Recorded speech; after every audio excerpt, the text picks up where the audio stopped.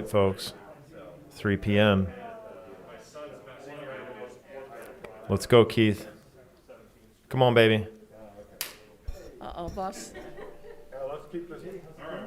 Let's keep this meeting rolling. I'm not messing around, Tim. Good afternoon, everybody. How we doing? Super. Boyd, PJ, Ted, Jeff, Scott, Nikki. Good to see everyone. Thanks for being here.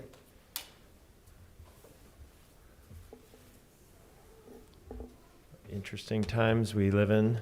This might be the last one of these. We get to be so close together, and might be a minute. Cool. Keith, please crack the whip on me when I don't do voting correctly. Let's name that right out of the gate. I appreciate it. You've been doing great, Brian. No I worries. wouldn't call it great. But I have no ego around it, so that's fine. So let's just get rolling, okay? Shall we? So everyone's agendas are in front of them. Happy Monday. We're going to do some of the normal stuff in the beginning, and then we're going to spend most of our time today talking about framework of what we think we might want to do for an end deliverable and have a good discussion around that. And then also talk about a survey of questions that we want everybody to be chewing on over the next few weeks as it relates to all of the background information and opportunity matrix stuff that Dave has spent time catching us up on over the last number of weeks. So with that as sort of the future of the next couple hours, can I have a motion to approve the meeting minutes from last time or a discussion around it if we don't want a motion right So out of the moved. gate? Thank you, Boyd. Second. And Tim, second. Great. All in favor? Aye. Aye. Any opposed? All right. The meeting minutes are approved. Time to move into public comment. Ann? Oh, great. I was being facetious because you were the only one there. That's awesome. Like we had it planned. Right. Well, good afternoon. I'm Ann Salyers, the manager of Community Energy Services for Holland BPW, and wanted to remind all of you and those who may be watching this afternoon that tomorrow is our annual holiday light exchange, where you can bring in an old string of incandescent holiday lights and trade it in for a new string of highly efficient LED holiday lights. And that event takes place tomorrow at the Civic Center. We've set it up to be a drive-in pickup. You don't even have to get out of your car. You hand us your old lights, we'll hand you the new ones, and a few bulbs to go with it. And so we'll keep everyone COVID safe during the event. And it is from 2 until 6 tomorrow afternoon at the Civic Center. So see you there. Thank you. Are they clear or colored? You have your choice. Thanks, Ann. That's great. I didn't even know that was a thing. So there we go. Any other public comment? Dave, Keith, while you're sitting there? No? Okay, good. While we're rolling. Great. So then that moves us into item number 3, to acknowledge that we have received the online public comments. Looks like there's 2 this week. So thanks to those folks for those notes. And I will say, council has received like 9 or 10 of them in the last week or 2 also. So Okay. people are sending them in, but not always to this group. They're sending in. So I don't know if you ever want to make those available to. So I think most of those, Nikki, were actually in the group that this group approved last time because I think there was a little overlap. Most So. of those, okay.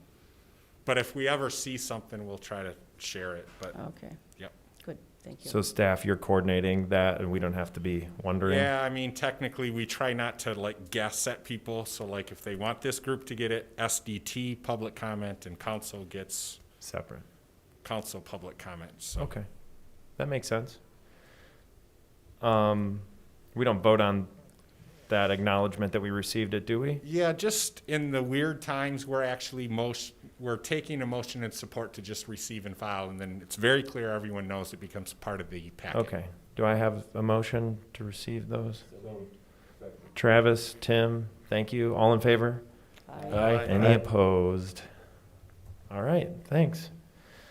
Moving right along. So as these meetings play forward, we're just going to standardize having this this next part in. I think it's been in all the other meetings, and we're just going to keep it there, which is just the resources document, which is very robust.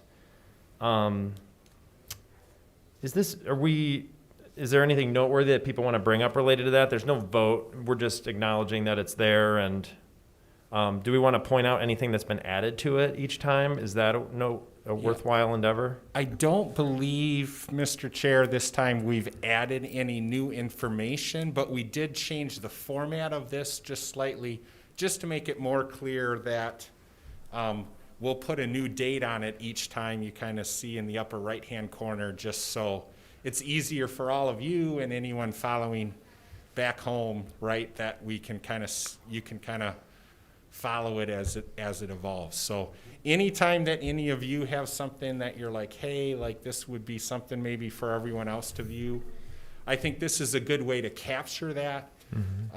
Instead of, doing the whole, hey, everyone, I'm sending you an email, everyone read this or whatever. Just send that in to Dave or I, and then we'll make sure that Cinca gets this updated on this document, and then we can all be working from the same game plan. I have one comment on that. Would there be a way to be able to, like, on the most recent document, show what the new, like, maybe a red font or something for whatever is new? Yeah, could you go down just a little bit? I think we might, see in the far right-hand side? Perfect. So that's kind of the methodology that we think we're going to use. So if we add something, then if you see a kind of a newer date, that's the date that we've added it to the original. If there's not a date there, I think it was part of the original that was put out there. And if there's a better way to do that, let us know, but I think that's the methodology we're going to try to use.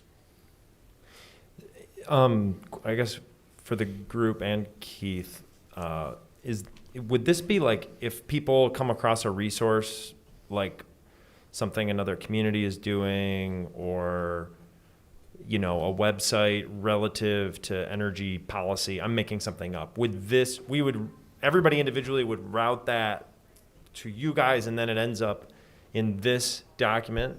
Is that what we're talking about here? Or, Yeah. I mean, that could make it quite expansive all of a sudden. Is that okay? I think that's more an answer for you all as a group, but we think just because there could be kind of a never-ending list of resources to read and Yeah. reference and everything, this is kind of what we're thinking, right? And then, yeah, absolutely. If you guys have something that you want to add, just route it to us if that works for everyone, and then we'll add it. And I think you're going to have a discussion later. That doesn't preclude, right, where if like you want to do a group review of a piece of information or something, we'll do that. We can do that separately. But this would be almost like kind of individual homework almost, if you want to call it that. Okay. And I think actually after I asked that and as you answered it, we're going to go through, and the next thing on the agenda item is Travis and I, if you don't want to be the only one there, Travis ran point on putting together a draft framework for the end deliverable of the report. And maybe that, once we all hear what Travis had in mind, what he didn't have in mind, and we have a discussion around that, maybe that ends up becoming part of a placeholder where stuff can get slotted in for learnings as well. If there's a particular article about something very specific, it might slot right into the draft report or framework of the report. So anyways, we can have that discussion now. So if you would, pull up the working draft report and make sure that you're able to see that. And I'm going to hand this over to Travis. And Travis, paint a vision for us here, buddy, and invite us into what you're thinking. That's dangerous. So as I've been, sitting in these meetings and thinking about this, one of the things I think personally, this is my opinion, and so this is open for discussion, and what you see in front of you is literally a template, if anything. It's not meant to be prescriptive to the final. I feel like we need to have some kind of framework of what a final deliverable is going to look like that we can start to build into, right? So there's all these questions we're going to have and we're trying to address, but what's the end product going to be?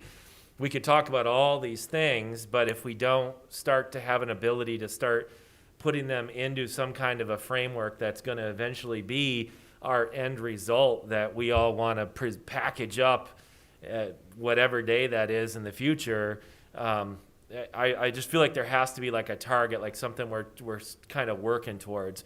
And so one evening I just sat down and kind of hammered this out really quick, really intending it just as like start conversation. So it certainly is not probably exactly what we want, and it's maybe not at all what we want, but I was trying to take like the themes of what I was hearing and what our end game would be and put it into a document that if I was asked on my own to submit some kind of report back to the city, that this would be the kind of framework I'd probably use if I was selecting it. So this is very much a Travis document, and I expect it to need to change, and we certainly want you to breathe into it. If you look at it and we kind of walk through it, the first part was kind of the common language, terminology, and understanding. And I feel like we need to make sure we're defining some things, like what is it that we're doing, what is the kind of the goals of what we're trying to get to, and there's probably a graphic or two along with some words that can help do that. So that would be more like background information or something that we want out there to just kind of say, like, if you were doing a strategic plan or something, you have your mission statement and then you're trying to work everything into that mission statement. That's kind of what this definitions piece would be. The second section says Holland community, our landscape, and I think we really want to define there what is our landscape at this current time. And I threw a bunch of questions just in there, the kind of things that may be in that spot. And I know we have a lot of this information already, but what is our current landscape look like? So if we're asked as a group to like come up with an energy plan, well, who is that energy plan for? What are we defining as the thing that we're trying to serve? So that's what that next step is. The third step is kind of the strategic goals, right? So that's stuff we have to do yet, but what are our leading goals? What are we trying to accomplish? What are those key things that we're trying to hit on in there? And so I think we want to insert that more plan-like document in there. And again, these could be in different order. What is the timeline for the plan? We've talked about this already, but my suggestion to the group is that we don't try to build a 50-year energy plan or a 20-year energy plan, just given exactly what we talked about, I think, at our first meeting, which is half the stuff in the original plan kind of was outdated already and didn't make a lot of sense. And we need to be looking at this on a more shorter time frame with a more frequent review and updating, because I think that the ability for us to be nimble and responsive is what's going to make this successful long term. So just suggesting that. And then as the work plan itself, I broke it into 4 categories, just again the way my brain worked on this. One was kind of the current projects and existing efforts. So there is a significant amount of work that's already been done or is in process being done, and we don't want to overlook that. And some of the metrics coming off of that are going to meet our end goals, but just because they haven't come to fruition yet doesn't mean we should just like ignore that. So what's already been done, and I think Dave and his staff could probably fill in this section pretty quickly for us. And so it's not meant to say that there isn't new stuff, but that's just, let's make sure we're capturing what's already been done. What you see there in bullets are kind of some categories, as Brian and I were chatting one day, just like things that we think that, again, that should not be looked at as being an inclusive list, but just it's a starting list of like categories of things that we probably could be looking at, projects falling underneath, whether it's an education project or an existing portfolio of items, it's an incentive project, a mandate, an offset, communication, some key things that that's just there is kind of to make us think as we look at it.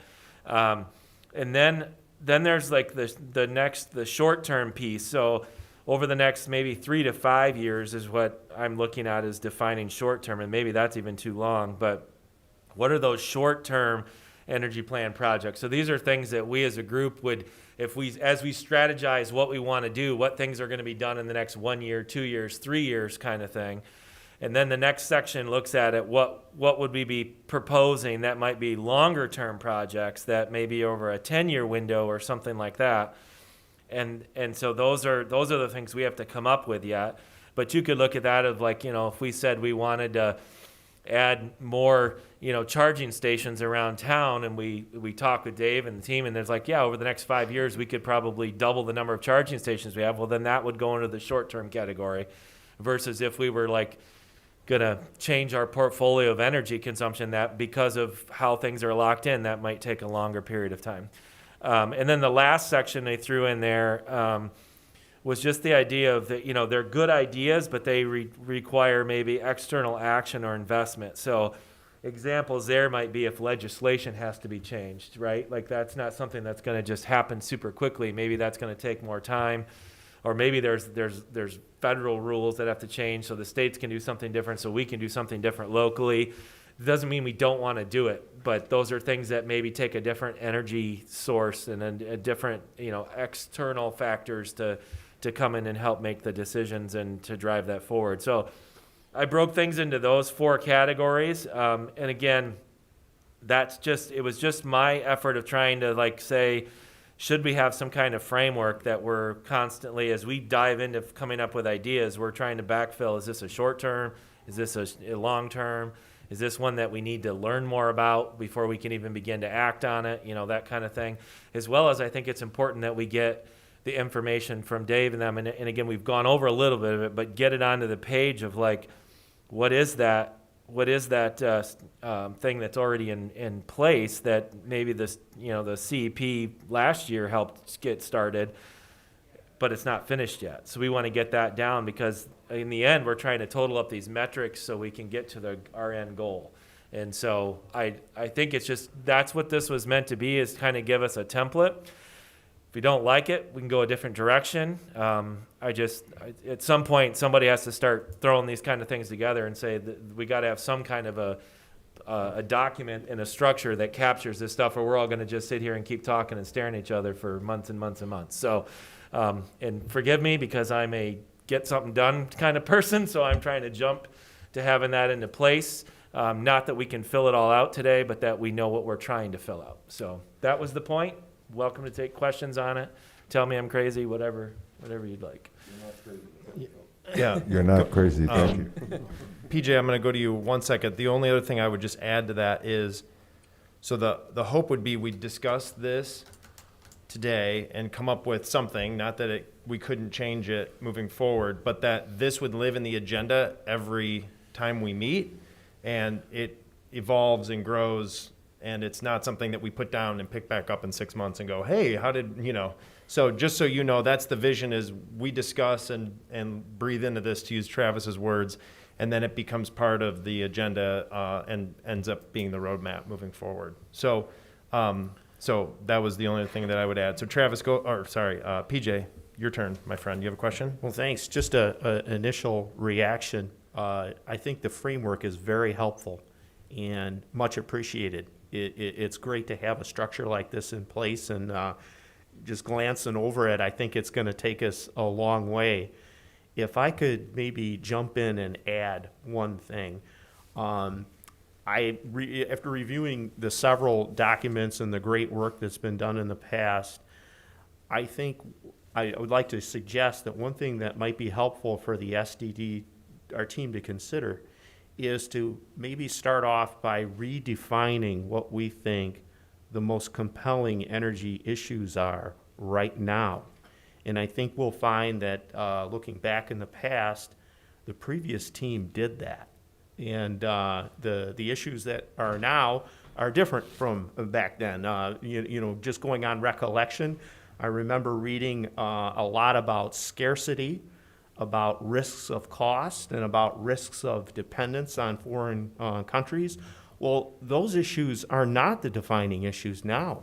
And I would just offer for conversation that, maybe these issues have shifted more to the CO2 measure and how that relates to, climate change. It certainly, another issue might be the significant changes in the energy sourcing mix in terms of costs and capabilities and even capacities that have changed.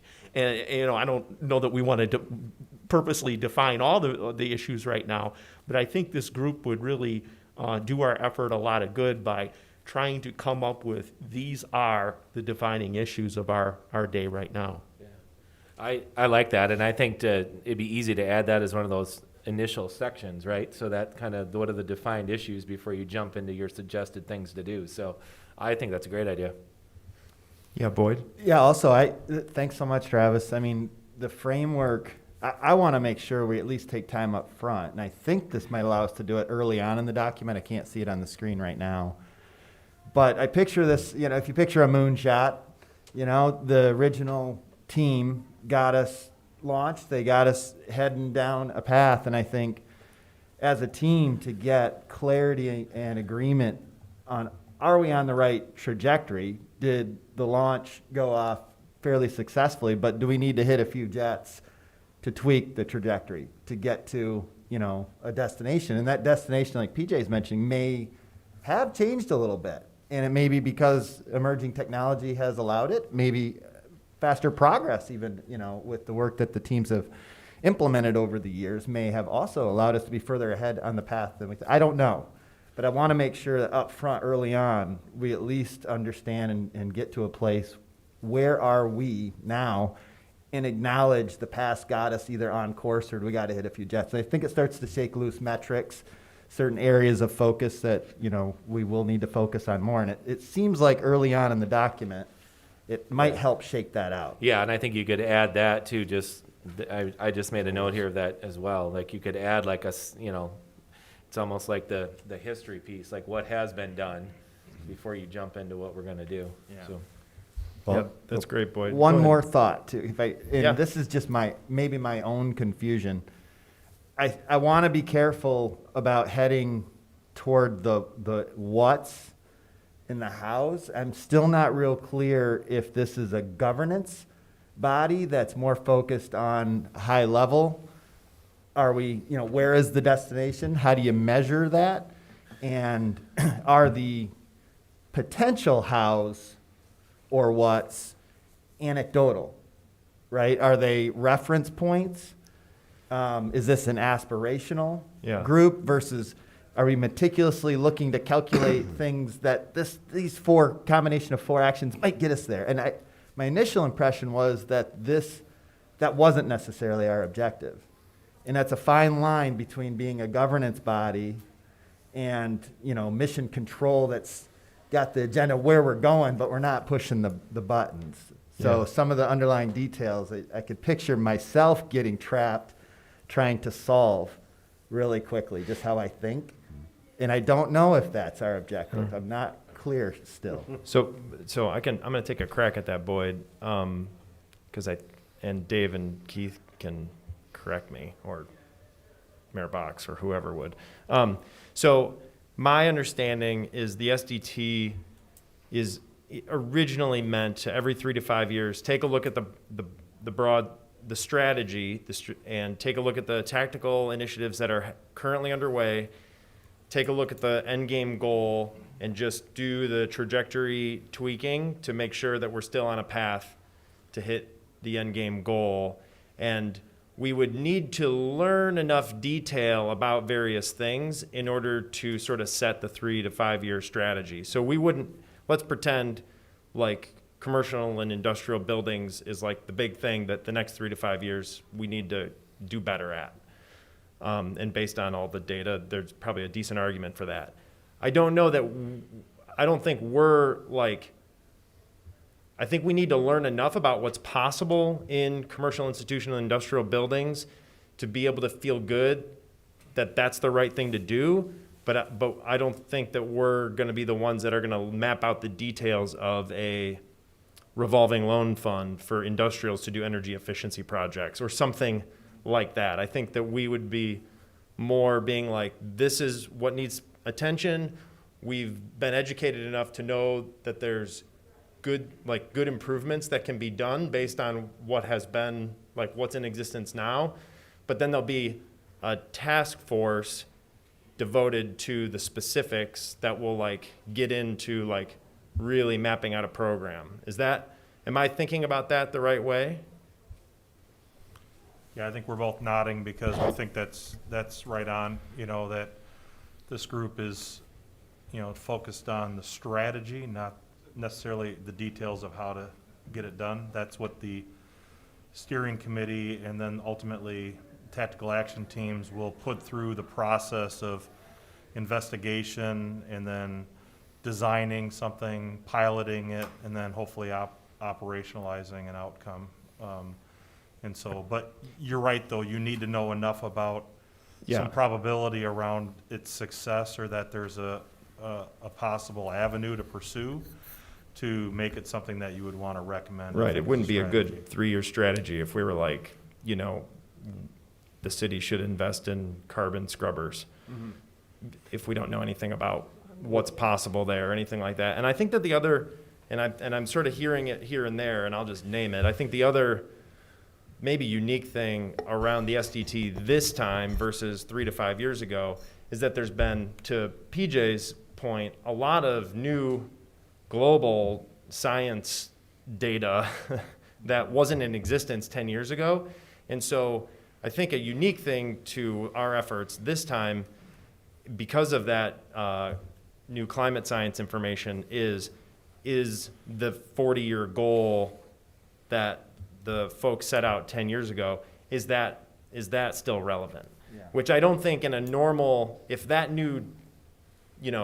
those new reports hadn't been generated 2 or 3 years ago, whatever they were, I don't know that would really be on the table. I think, does that make sense? So I think that is a unique layer to this time around, is like, oh, there's really big global new information that we have to be wrestling with that the folks 5 years ago that did this did not have to wrestle with because that information was not.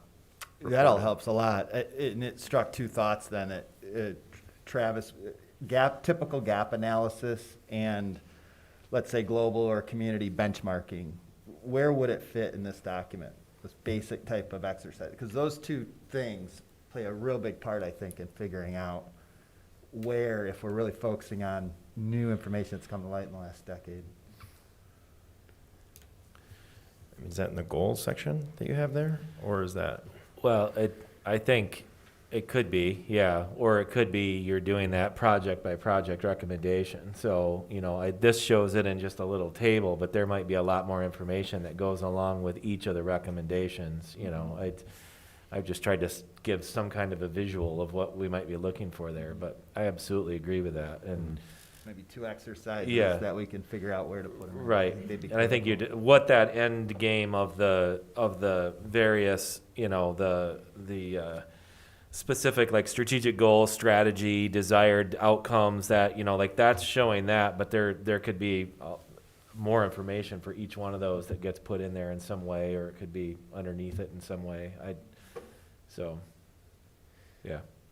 Yeah, I think that's a big thing that I think we're going to have to spend some real time on as we map out what we want to learn and what's possible is part of our end deliverable recommendation to city council. You need to change, you need to change the big goal, right? So that's, I think, on the table. And what do we want to, what are the things that go into this framework that we want to learn, and what feedback from the community do we want to get in order for us to feel good about saying or not saying that, I think is a big Yeah. part of our job this time around. And part of what I was trying to do here too is if and this is what we have to decide, but if I'm just going to say, if we said we want to get to 0 metric tons, well, how do you get to 0 metric tons, right? We have to start laying that out. And just basic math would tell you, well, if we can do this and we estimate at that and we do this and we estimate at that and blah, blah, blah, and we park our boat at 5 metric tons, but we can't figure out how to get below that, that's some of the conversation that we have to have. We have to think through each one of those items that's gonna get us down there. And it has to obviously be something that's reasonable and makes sense that we can implement. So what I don't wanna do is put out a plan, which I've read and seen that other communities have done, and this often gets talked about as the benchmark too, of we just make this huge list of all these things we want to do, but there's no feasible way to necessarily get to it. Or it's got a $150 billion price tag on it, but no one can tell you how you're going to pay for it. So let's not do that. Let's put down things we realistically as a group can get ourselves to, see where that gets us, and then we can have more conversations about what else needs to follow. Good stuff. PJ, yeah, go ahead. I'd like to suggest one more addition for consideration to the framework. That would be a section that articulates who we are as a city. Holland being a northern Midwest industrial-based town, our energy plan and our energy strategy will likely differ quite a bit from even towns that are like kind in terms of population, but certainly different in their fabric, in their makeup. And I think that since we are considering things like economics and other things pertaining to this, that would probably be a helpful thing for us to have in our framework. Yeah, and I see that represented in the community landscape section. If we end up distinguishing that as a slightly different section, then we can definitely pull that out, or maybe we make a note of that being more acutely on its own. But I think that that's great, PJ, and it's super, super important. That I think is a big part of the goal setting and, setting a strategy, right, is knowing who we are. It's really good. Yes, Jeff. So I guess at what level is the main goal, like the 10 metric ton goal? At what level is that under consideration and flexible? What is our contribution to that? Because that makes a huge difference in terms of what our plan is to actually get to the goal. If the goal is 10 metric tons and you green electricity and then you're there and done, and you don't have to deal with transportation and you don't have to deal with some of the things that are a lot harder. But if the goal is 0, Right. then you better start now on the things that are really hard. So I think, right, because you get to 2030 and you go, shoot, we got like 50% of the way there, but we did it on the easy stuff and we didn't do it on any of the hard stuff. But if the goal is different than 10, that changes a lot in terms of what you have to start on early to make sure that you can actually get to whatever that final goal is. So at what level is that on the table? At what level is that our job to be able to to put out a goal of 5 metric tons or 8 or whatever it is? I guess how does that fit in with our job as part of this team?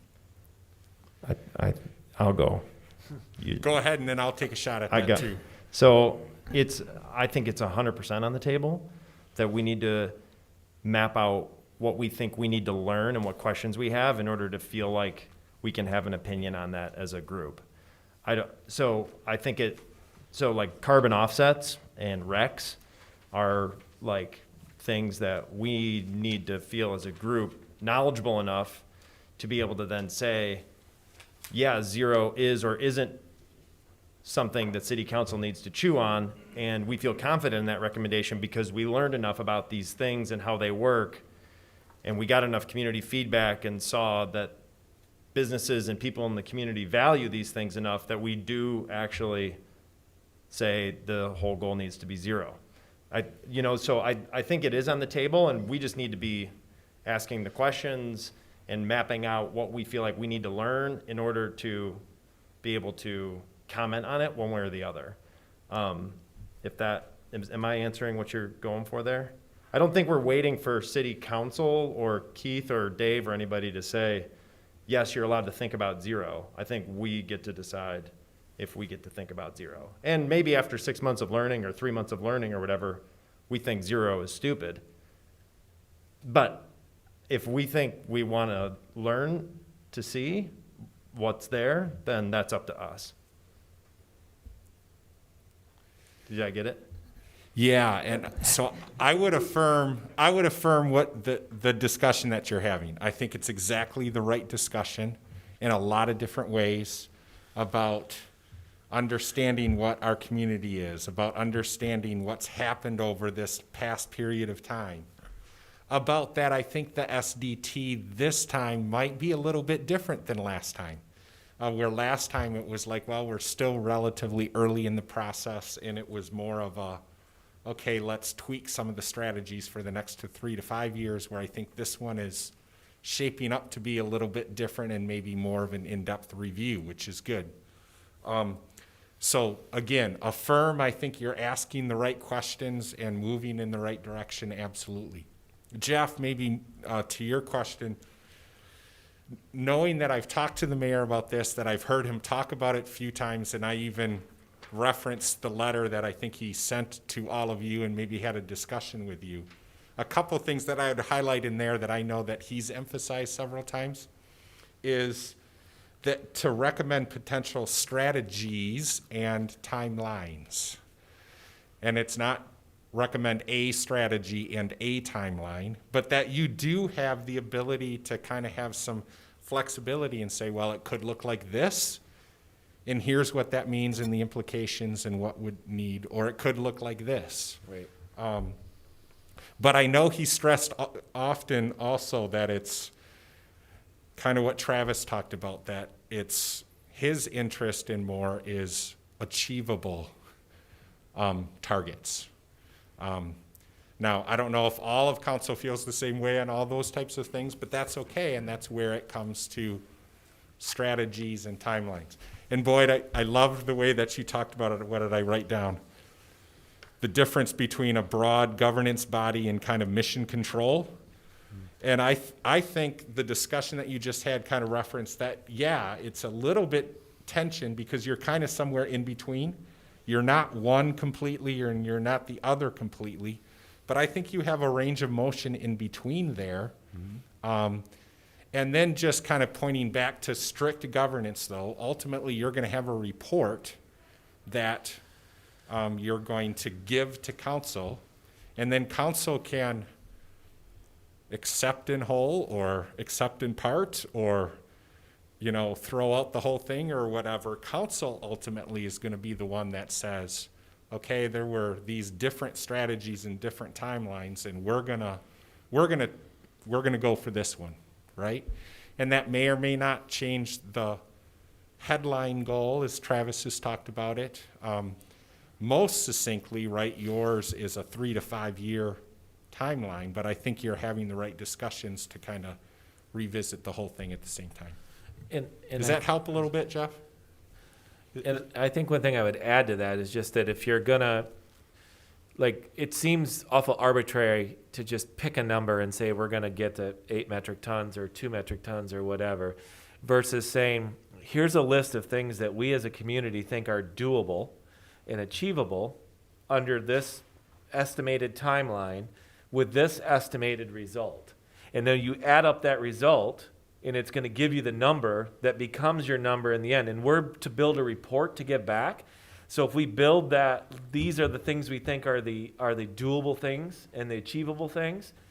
And if we do that, then this is the metric number we think you can get to, right? And if you want to go farther, if you look at that document, it says, like, what are the short-term things? What are the long-term things? But it also says, what are the bigger aspirational things? The things we might need to dive. So if we want to go into offsets or something like that, which is less on the ground work for us and more of a transactional thing, that's an option. So if the goal is to get to zero, then the only way probably to get to zero is to do offsets, right? You're not just going to be able to cut this community to zero, or we're all going to have to move away and let it just grow back to green. So we have to be smart about how we're going about doing this. So in my mind, there's this ability to build what is the achievable, doable things, thinking about all the opportunities we have, and just start listing those with whatever information we can put with them that starts to give us that metric ton number that it can reduce. And that'll slowly, if you did the math, would slowly start taking us downward, assuming we can do it. And then we would have a goal in the end. It's maybe a reverse way about going about it. Rather than setting the number and then trying to manufacture it, what if we were to manufacture it with doable things looking at what our real opportunities are, and then that, in the end, when we turn the report in, we can actually bring that number back up as this is what we think we can get to. And it meets what the mayor's asking us, which is give us a strategy or two or three, and there can be some really aggressive ones, and there could be some that maybe are not as aggressive or whatever that you could come out of with that number, but we'd have it all in a table that you could work from. So A carbon budget. there you go. Yeah. Dave? Yes, Dave. Yeah, so just kind of building off from maybe two things. One, building off from what Keith said about the governance level of this group. Council has assigned this group with this task, I think intentionally to get a little bit into the weeds of what it takes to do what needs to be done. If you weren't here, they could do that sort of goal setting at a very high governance level without really kind of digging into it. This is kind of what this group is here to do. Ultimately, it does become a recommendation to them, but it's an informed recommendation, based upon having kind of gotten into it. So I think that maybe is that in between a little bit that's there. There's another external factor, I think, which would be good maybe to include in the report potentially as well, and that is what might be happening that affects the community from a state or federal level. One of the things we haven't really talked about yet, but it's probably known, is that the governor has, put forward an executive order that is going to be convening a group to look at how to reduce Michigan to 0 net tons by a certain date. So generally that will lead to some policy recommendations at the state level that might then end up in law.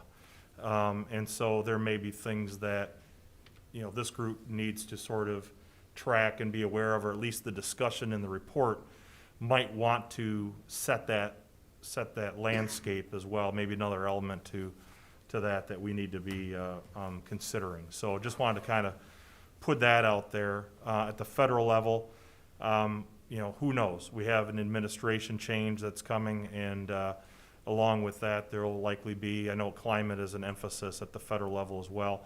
So, there may be a couple things to build in the report as well that give that.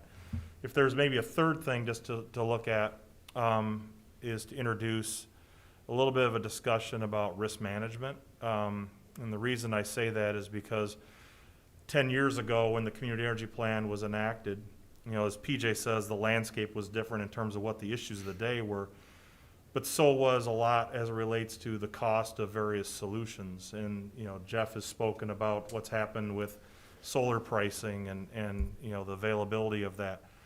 A plan that considers a measured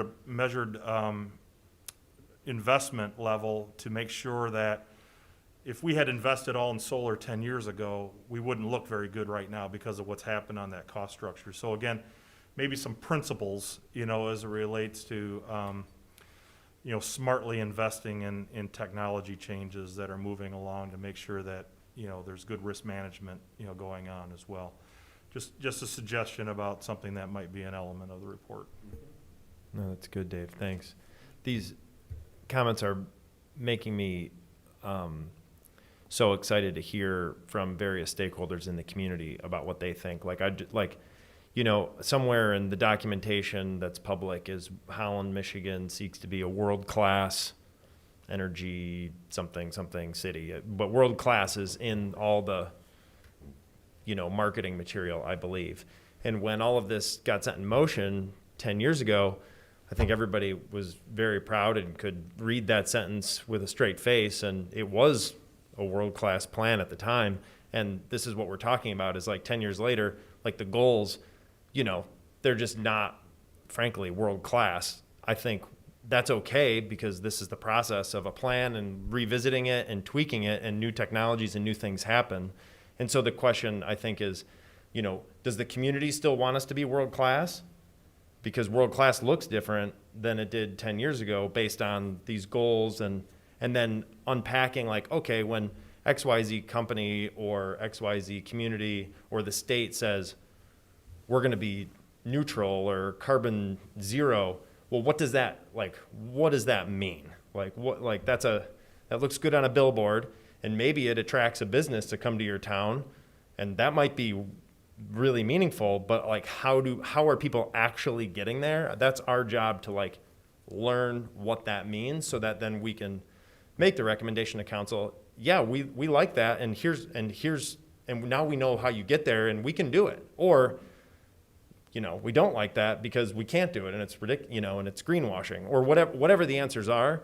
That, I think that's why get excited about the community feedback piece, because, I want to hear if people really still want us to be world class, because in 10 years a lot's changed. So, other comments about the framework that Travis put together, that like major things that might be completely missing, that you guys are seeing or not seeing? Well, And just to echo Dave's comment, is regulatory landscape called out clearly enough, and could it almost be its own standalone at this stage? Yeah, absolutely. Yeah, and I think we also, like Brian started out with, if this is gonna be on the agenda all the time, we can keep adding to it, right? Like, this isn't like we're trying to decide the final version of something right now. We're just trying to say, like, if we're gonna start to put things into a framework, what is that framework? This is kind of starts funneling the efforts, I guess. So I feel like we need to see the target that we're aiming for, so. Nikki or Scott, you guys, anything else to add? No, this is, the discussion is exactly what the questions I had, so I'm glad to hear this discussion. And I have to say, when I first saw the agenda and saw this, I thought, did I miss a meeting? It's so complete, and with your little Venn diagrams and all this. And so I'm glad to hear this discussion, and I think it'll work. It'll be a living document is kind of what we're talking about. And with the regulations, and every conference I've been to, or every seminar or whatever, talks about Holland being a very special place, which it is, and how lucky we are to have BPW as a partner, because, if you have a energy company, a power company that isn't part of your, we have access, we have conversation, and so this should all work out really well. So I'm glad to see it. Thank you, you two, for getting this organized. And I guess I'm more in line with what Travis is saying, is we have to really look at our objectives as being smart, and can we get there? Is it achievable? Is it realistic on our part? And then we also have a steering committee that's going to help us a little bit and guide us and give us some direction. And I think we need to rely on them to do that, because when they say time out, you're beyond mission control. You're in outer space. We need to acknowledge that. It's like we just can't get there, and we're not going to get there. It's too expensive, too unattainable. And so we have to kind of listen to our steering committee, give us some advice. But we got some real world-class people sitting around the table here, and I think we can take advantage of that. But going back to your world-class statement, I agree with you as well. There are some things that we can do that's world-class, but can we accomplish it?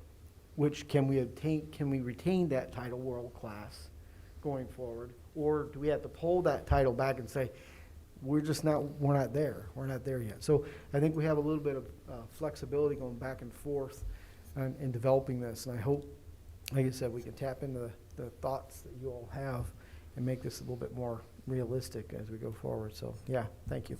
I have a question for Great. staff. So this original community energy plan started 10 years ago, did we say? Correct. And so how many community energy plan revisits have there been then? One or two? Because we're saying every 3 to 5 years? Yeah, so the original the plan was completed in around 2010. The task force has actually got launched later in 2012 timeframe. And then they had a period of time that they went through their study, and then a number of things, number of the initial ones took quite a bit of work, like the on-bill financing, took legislation to get done and things like that. So we sort of had to check in. I would say the first go-around was about 5 or 6 years after that time frame. And that has to do with the, if you've seen the February 2018, that was actually the culmination of this group, the SDT, meeting. And so we probably started meeting with that group in 2017.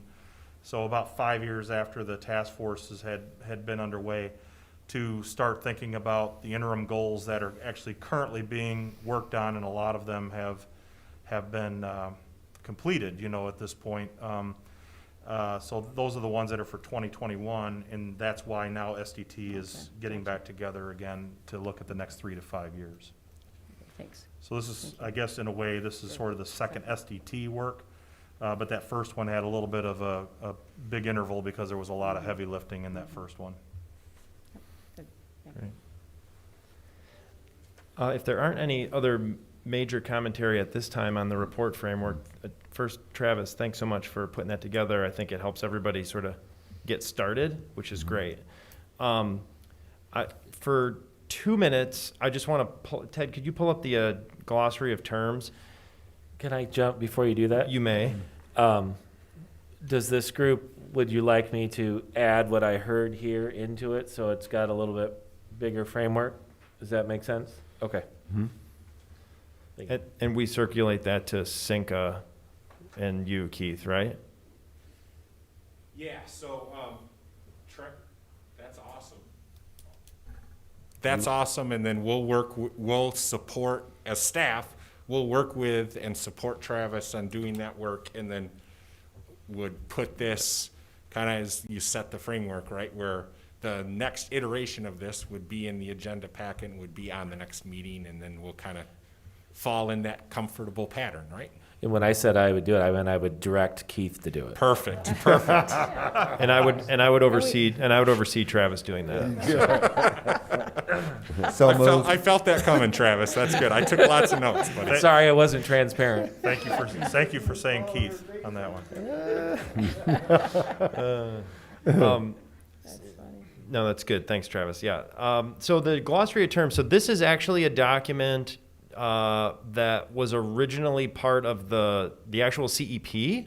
Correct. And one of the things, having I'm not a teacher, but went to school to teach, and Jeff can talk all about this. This idea of the curse of knowledge, like this assumption, like sometimes you just know too much, and you assume that everybody knows all the same things. And like when someone throws out a term, we all are thinking the exact same thing, right? This is the curse of knowledge a little bit, and it can be pretty harmful, I think. And so what we wanted to do is just like, let's just get some basic terminology all out in front of everybody every time, and so that we are all in agreement upon what we're hearing, or if we have questions or disagreement, that gets brought up so that we can, whether we agree or disagree on what should go into the report, it would be good if we all agreed on like what words meant.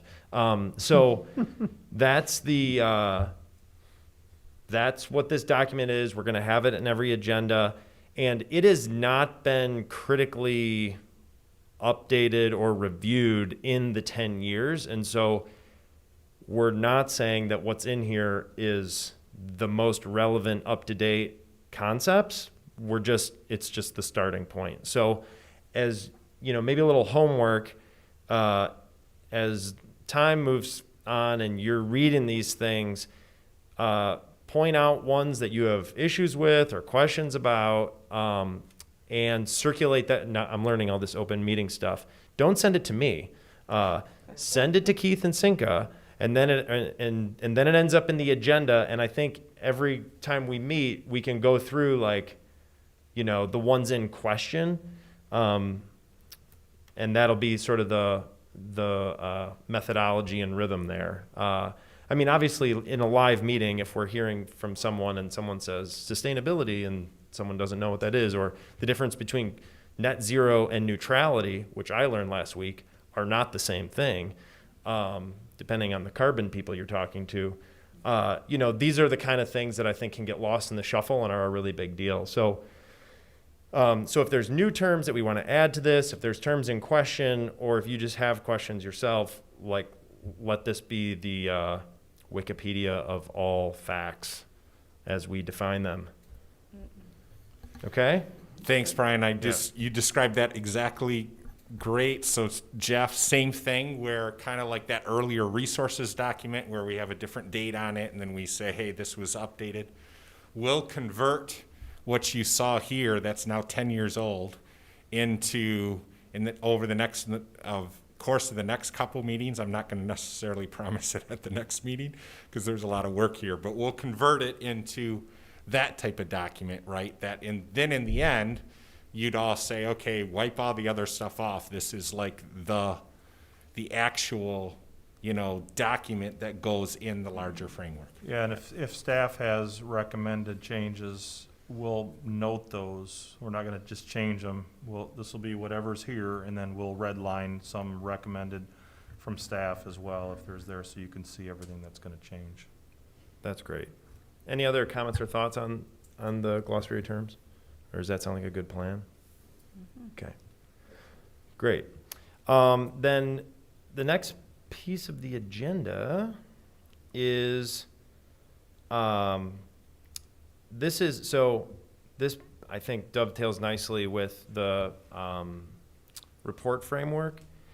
And I was thinking about the opportunity matrix that Dave's put together, and I was like, I wonder what everybody thinks about all of that stuff that Dave presented to us.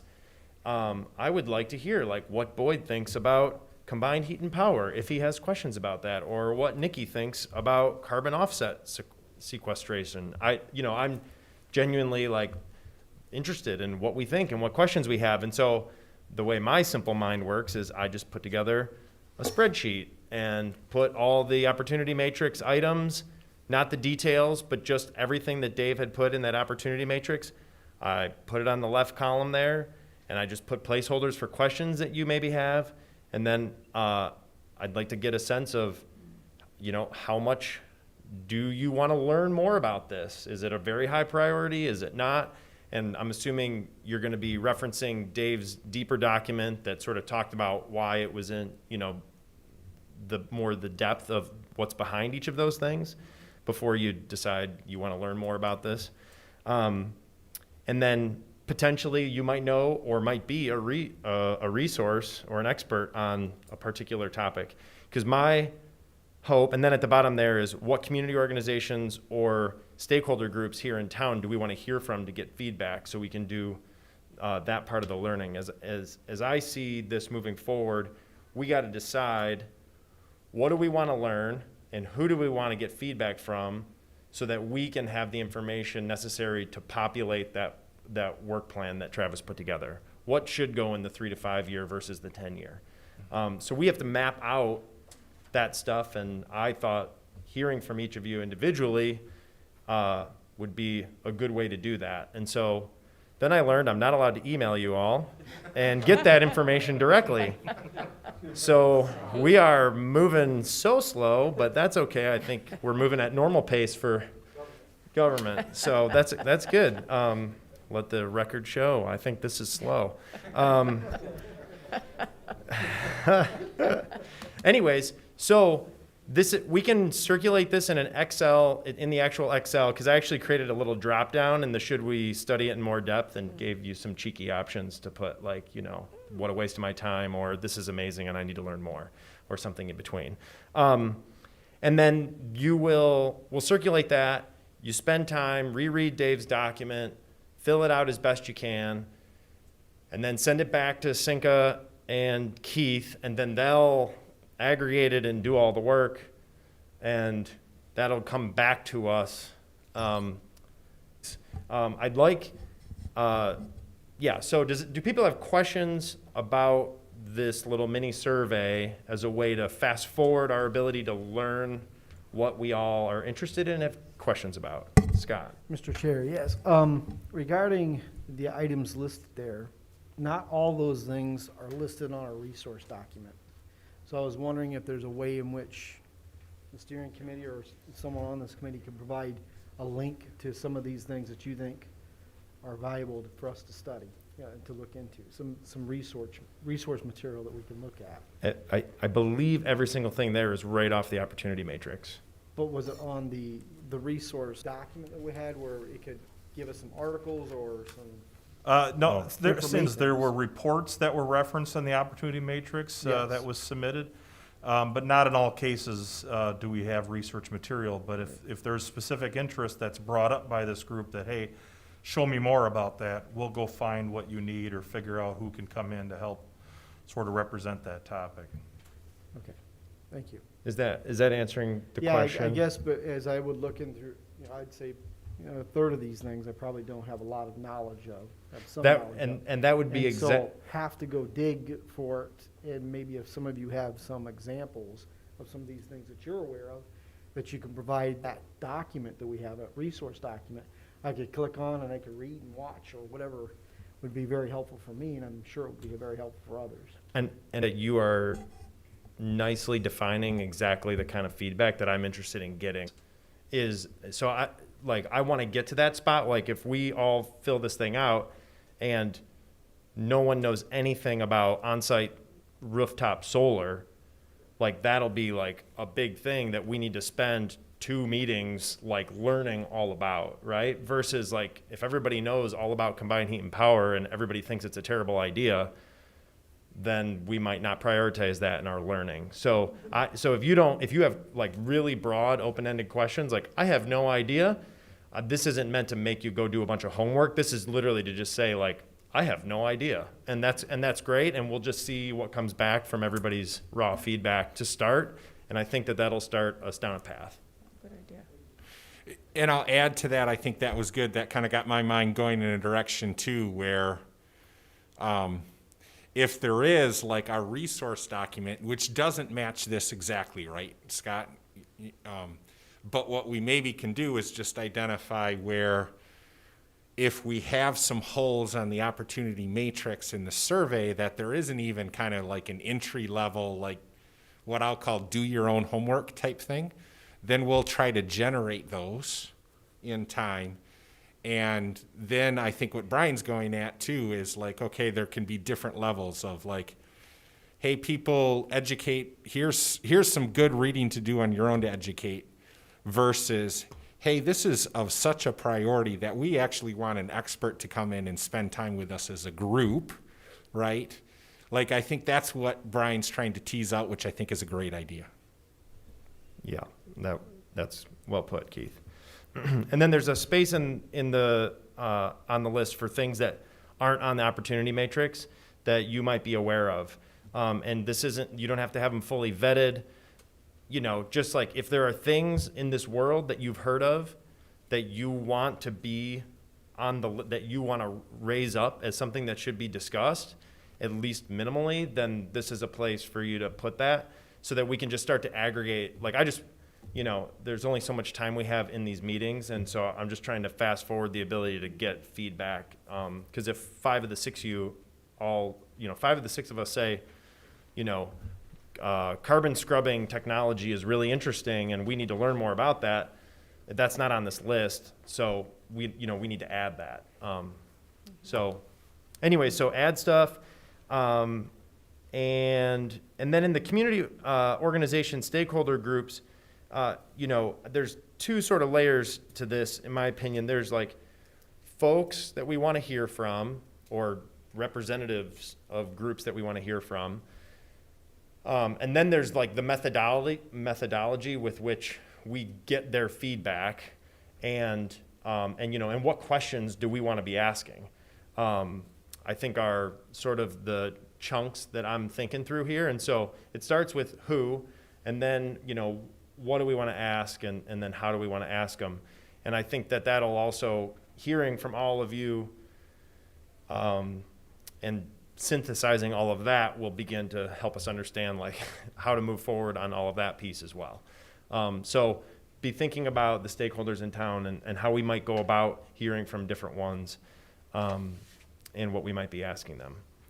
That's that part and scene. Questions, comments? Tim? Brian, Dave, this would be Dave and Keith. I've got in front of me there's some historical documents, one being the proposed interim 2021 strategies. And then I've got the opportunity matrix, which was you generated here at the beginning of the month. historically, we had broken out, I've participated in this during earlier versions, we'd broken out into different sectors. So you had, all the way from power generation, all right, what's the carbon footprint from there, from transportation, from industrial, from residential, et cetera. Right. And I'm having some difficulty in going from those sectors over to the opportunity matrix and saying, okay, which bucket does that sort of fit into? Yeah. And you've got there are parts that are, yes, easy, and other parts I go, okay. But I would also, in taking a look, I'm a great fan of visuals. And you'd previously done, or the team had previously done, I think BPW put it together. Here's where we were in 2010, broken out into the different sectors. Here we are in 2018. And then, my simple thinking of saying, okay, in what sector do we, from a strategic standpoint, take a look and say, wow, this area really is ripe for us to do something. So I'm looking at building that foundation so we all have a common understanding, where do we start, where are we now, and then taking a look at opportunity matrix within that sort of context to say, oh, wow, this is something we could do. And so I didn't know if we had that at the ready, or is that fairly easy to put together, or you It's think pretty easy. I think it's pretty easy to put together. Yeah. If I'm hearing you correctly, again, in the first PowerPoint, I think first meeting, we shared a numeric table Yep. of the progress that Mhm. was made, but you're looking at trying to create something a little more graphical Yeah. to be able to see that? So people have an understanding, if we say, for example, I'm just looking at the proposed interim 2021 strategies, and our single largest sector of carbon footprint is industrial. Right. Now, I can't speak for myself, or I can speak for myself, but not for the rest of the group. How many people understand what are the key ingredients of that carbon footprint in our industrial? And so to help us be better understanding of, okay, we've got 7.1 metric tons that are coming out of industrial. Is that the equipment? Is that heat? I mean, is it the buildings? In other words, Yeah, so So- we have it pretty should say not granular, we have it pretty high level. Yeah. Because, for example, SEMCO gives us the data For- generally for the segment. Mhm. We don't really have the ability right now to go in and say, this company's gas usage is this, but we know that for all the industrial customers, we know what their gas in As a total is. class, sure. As a class. Yeah, okay. And so, we do know a lot about our customers, being that we serve electricity to them, but we'd have to go individually probably, and it would be different based upon food processing versus office furniture manufacturing, obviously, because of the thermal demands on the food processing are Sure. gonna be that much more. Yeah. So it varies significantly. I was thinking you might be talking about it more from that high level, just maybe more graphically, Tim. But if you want something more in-depth research, that would probably require some kind of survey instrument that we would do with those customers to try to bring some of that out. Unless I know we've done some particular research on commercial institutional buildings as part of the data that Ann was talking about on those recommendations, but to get into the details of the industrial, I think we probably would take a little bit more survey work on our part to be able to bring something back. I was actually asking, thanks for pointing that out, Dave. I was asking for both, which you just pointed out. The graphical to be able to see where have we been, what's the journey, et cetera. But for us as a task, as a group, if we're saying, gee, how do we, as a community, reduce our carbon footprint, we have to have an understanding of what it is. Where does it come from in the different sectors? I mean, we talk about, for example, I'll move off of industrial, I'll go to transportation. if I remember correctly, the last data I have, it's either 15% or 17% is transportation related. Yeah, I would say it's probably even a little bit smaller than that. Now, I think the latest number we had is closer to 12%. Oh, wow, okay. Now, part of that is measurement, but if you think about it, right now, we figured, I think, about 2.5 metric tons per capita that's in the transportation, or 2.4, Okay. out of the 19, so, And whatever that what translates. level of granularity do we have in that? Well, we because- have it down to, I think, like gasoline-powered, diesel-powered, and then, I don't know if there's other category. So you can't see the smile on my face, but there is a smile on my face because I'm not being facetious, but I want to point out that we are an unusual community in that we have such a large industrial sector compared to most of the other cities in this country. And it's a huge diversity. Well, guess what? All of those industries, I don't care, I believe, and correct me if I'm wrong, our largest is food processing, as far as, I would say as a group, as a group, right. office furniture is pretty close and then to. office furniture, and then you get into automotive, transportation Right. parts, et cetera. Guess what? Every one of those needs heavy transportation, either inbound raw materials or outbound finished goods that are going off to the marketplace. So right now, if you asked me, I'd go, if somebody said, Tim, what percentage is heavy transportation of the 12% or 15% of our carbon footprint? I'd go, I don't know, but I'm sure there might be things that can give at least a reasonable indication for us because, for example, I happen to be a great fan of electric vehicles. Okay, we have things coming up or already coming to market. So from a strategic standpoint, then taking a look saying, well, is that important or not important in our overall plan? So it's those types of things that could help us by having the background information to be able to have the discussion Right. and possibly come forward with some. But I can tell you, I can help you out the fact that if for inbound and outbound materials, that would fall in the transportation bucket, not in the industrial bucket. So, Correct, right. Because the industrial is purely made up of the carbon associated with their electric and their gas usage. Sure. So, yeah. But of the 12%, let's say if that's what it is today, is half or more related to heavy trucking. Yeah, that I can't get you that number right now. I Right. just know that we have diesels a certain amount, gas is another. Sure.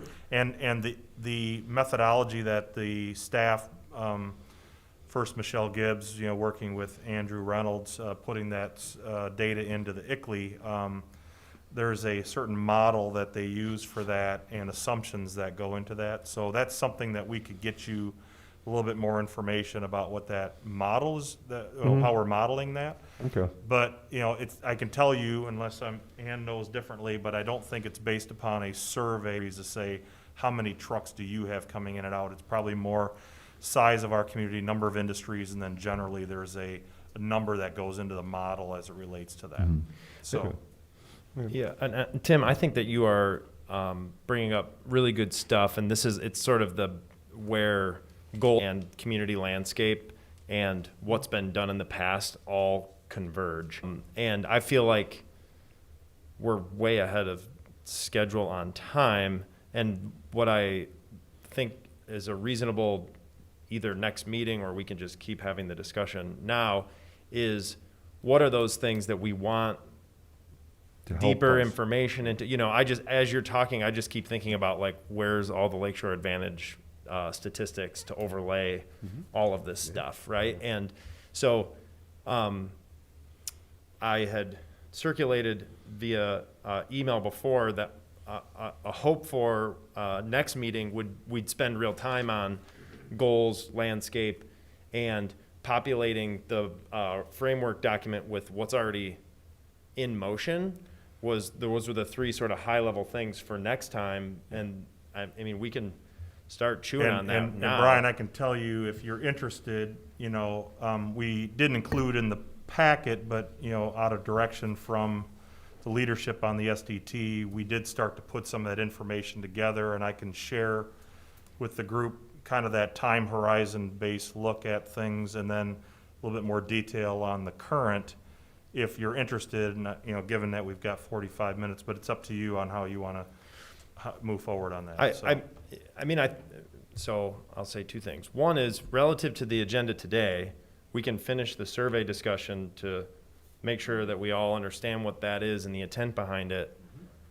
And then we can talk about what we're planning on eating for Thanksgiving, but otherwise there's nothing else on the agenda for today.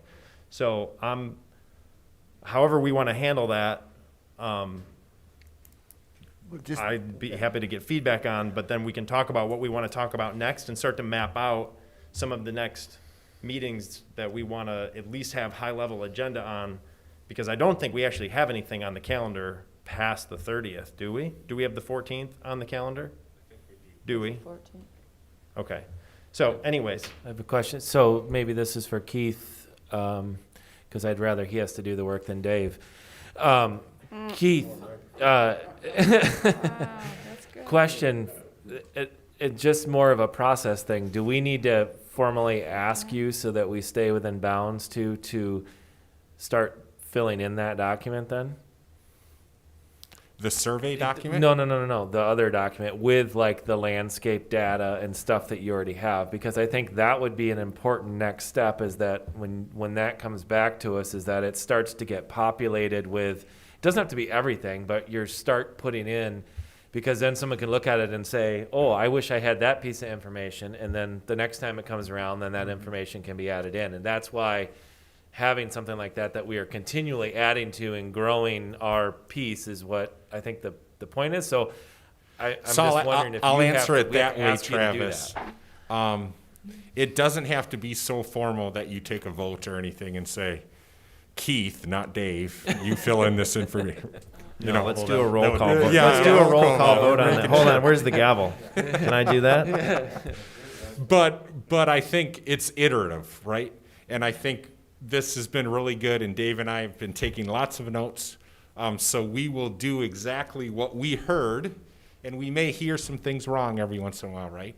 But what we'll do is every meeting, and we've got a good structure in place now, right? So we'll come back and it'll be like, hey, here's what we've done since last meeting. Let's highlight it. We probably will not necessarily discuss that in the meeting as much, but it'd be in the agenda packet. Then you guys can kind of give feedback of like, yeah, you're going in the right direction. No, you're not going in the right direction. Hey, I thought of something new. Should we add this? And then that way, that just kind of keeps moving on. So no, it doesn't have to be overly formal, Travis, but maybe just, I'm glad you asked that, because it's just clear that we're picking up our marching orders as we go along, which is exactly the way it should work. Okay. And we or you? Staff. Here, I even put my mask on so you can see me smile. I just wanted to build on Tim's points too, because that was really resonating for me. The ability to segment and start really understanding our segmentation and drilling in. Dave, do you forecast, and how far in the future do you forecast emissions by segment? So we forecast electric demand by segment, and then we know or forecast our concentration of emissions per unit of electric production that we have. So we could put those two things together for the electric portion of it. Okay. Because we don't really have good granular data on our industry's gas usage, it's hard to know what that forecast looks like. Generally, there were some broad assumptions that were made in the community energy plan around that. But again, those were, I don't think, down to like end use sort of forecasting where they take it to the particular segment and say, this food processing group is going to grow this much faster than this other group, here. So on the electric side, I think we have a pretty good sense of what our forecasted growth looks like in our emission concentration, which is a decent amount of the picture from the industrial perspective, but not really beyond that too much, Boyd.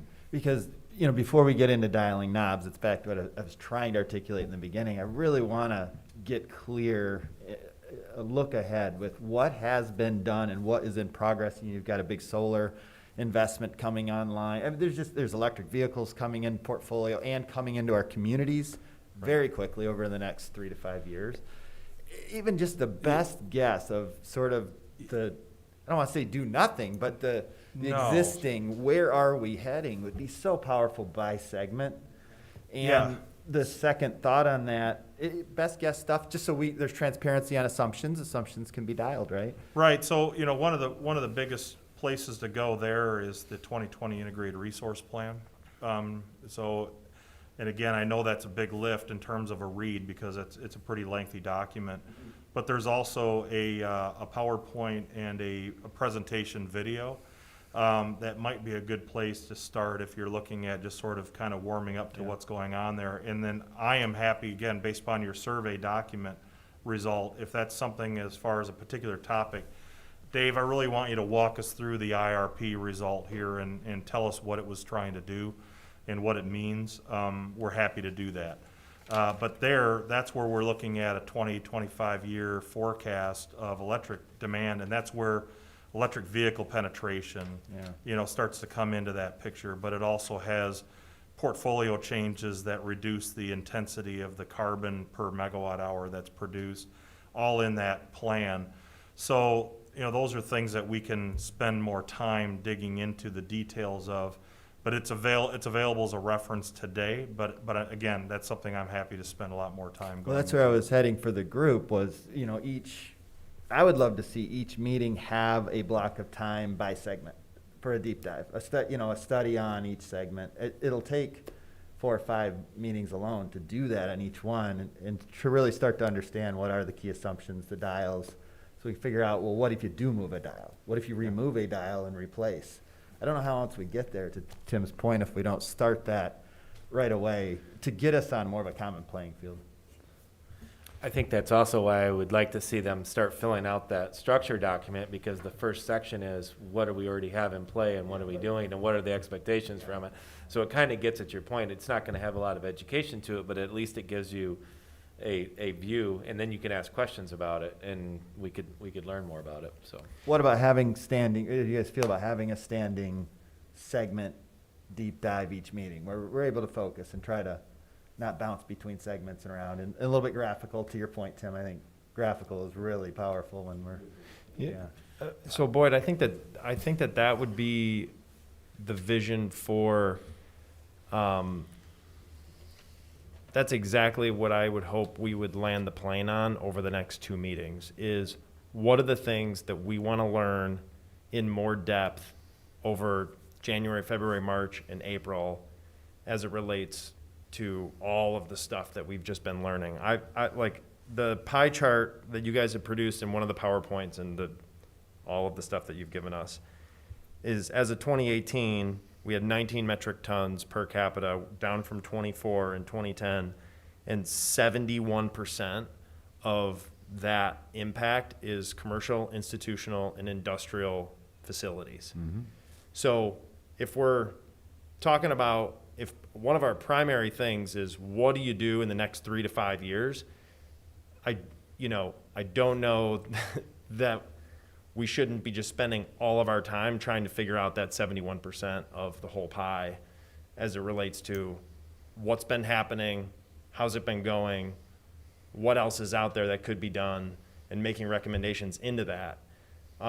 It's not to say we shouldn't learn about all the stuff going on in residential, but residential is 16% of the overall pie, and over the next 3 to 5 years, once we learn the stuff that's already in motion, it just may not be a priority relative to the things that we give feedback on. And so but that's this is the discussion that I think we need to have, is look at the pie chart, look at the segments, and then just start to ask these questions around, and then map out like a priority list of things that we want to chew on. And so that would be my encouragement as you do the survey, is to go back into the matrix and go back into that PowerPoint maybe that you guys gave us on the first meeting, and reread some of that stuff now that we've been having these meetings, and then answer those questions with this kind of stuff in mind. And my hope would be the aggregate feedback from all of that will inform a really robust discussion on like specifics into these things over the next 2 meetings. It's just that segmentation is so obvious. I don't want to I personally don't want to wait 2 or 3 to talk process when we could already be grabbing onto a portion of our time to start deep diving on segments. That's what I'm really bringing up. You can talk process too, but you know, the data, the information, a little bit of deep dive in each segment can happen a lot faster. It's just very obvious. Yeah. Okay. Yeah. I would then if we were to do that, which is fine, I would just want to start with industrial, commercial, institutional. I mean, I would just want to start. I would just want to start there if we were going to have like a deep dive into what you know, what you don't know, how the numbers get calculated, how they don't get calculated. I mean, this gets into like all my questions around Lakeshore Advantage numbers around GDP in 2010 versus 2018 versus what we forecast in the future, all of that kind of stuff. I mean, if we were to segment part of next meeting and a deep dive, then I don't know if that can all be pulled together in 2 weeks, but that would be a good place to start. Yeah, obviously, there's a lot of detail there, but but we can. got Keith. Yeah, you got Keith. Yeah, Dave. I'll give that to Keith. So that's not a problem. No, we'll see what we can do on that. One of the things maybe just to kind of push it, give myself a little bit of time here and push it down, so I don't make Keith work so hard. Is to recognize there are 2 pieces of the industrial usage. There's the actual consumption and then what makes up the fuel that they're actually consuming. So the electric portfolio does influence that 8 metric tons per capita in the industrial sector as well. So if there's an interest, I mean, we're more prepared to talk about the electric portfolio today than we are of the detailed consumption within the industrial sector. That doesn't mean that we couldn't figure out some way of trying to get to that, but it might not be by November 30th. So if we're like planning segment presentations, I might push for trying to move the December 14 one to be more of the deep dive on the industrial segment. What if we didn't create any new work and you just told us what you know now about industrial, and then we can just be like, what about this or that? And you go, I don't know that yet. And then we just circle back on it. I mean, it's Thanksgiving. And I just think there's no way in 2 weeks Well, that's why you're going to be able to saying, answer every potential No, question and- anyways. and that's why I'm saying, let's hit November 30 with something that we already know a lot about. And then December 14 will be something that I still won't know everything about, but I'll know a lot more about than I do on November Dave, 30. is SEMCO willing to make public data on the number of decatherms that are consumed by our industrial customers here in Holland? In mass, but not on an individual basis. No, but, Yes. so you can be able to at least Yeah, that's why we're able to do the ICLEI Yeah, okay. carbon number is based Okay. upon that number from SEMCO. So we've had a good relationship with them to release that for the community as a whole by Okay. segment. But you need an individual release from a customer to be able to release the. Sure, no, I understand, but the at least we individual can data. see it at the macro level. Right. And it would be interesting for the group to see, oh, okay, all the industrial customers consume X decatherms, and the HEP, how many decatherms does that do? Where is it relative, within the industrial sector, just so they have a Well, understanding? it's not within the industrial sector, obviously, Yeah, because but- that's the electric producer for. I understand, Yeah, but right, at yeah. least that Yep. they can have something that they can Sure, yeah, to visualize. put some relativity Yeah, to it, yeah. yep. Mhm. Absolutely. So, do we still need to discuss our goals and our landscape and all that? Yeah, and all no, that? we need to spend time talking about what questions we have related to that, and the goals in the landscape are big components of this. I appreciate wanting to get into the where's the opportunity and within the different segments. Brian, I wasn't really looking So- for opportunity, it's baseline. So what I'm looking for is baseline by segment, where have we been, where are we, and best forecast, and starting to understand the levers, right? And so it's kind of Yeah. nothing deeper than that, just a little bit of time set aside each time, so we're already chipping away at that type of knowledge, which has a nice feedback loop right into process. Does that distinction make sense to Dave and Keith?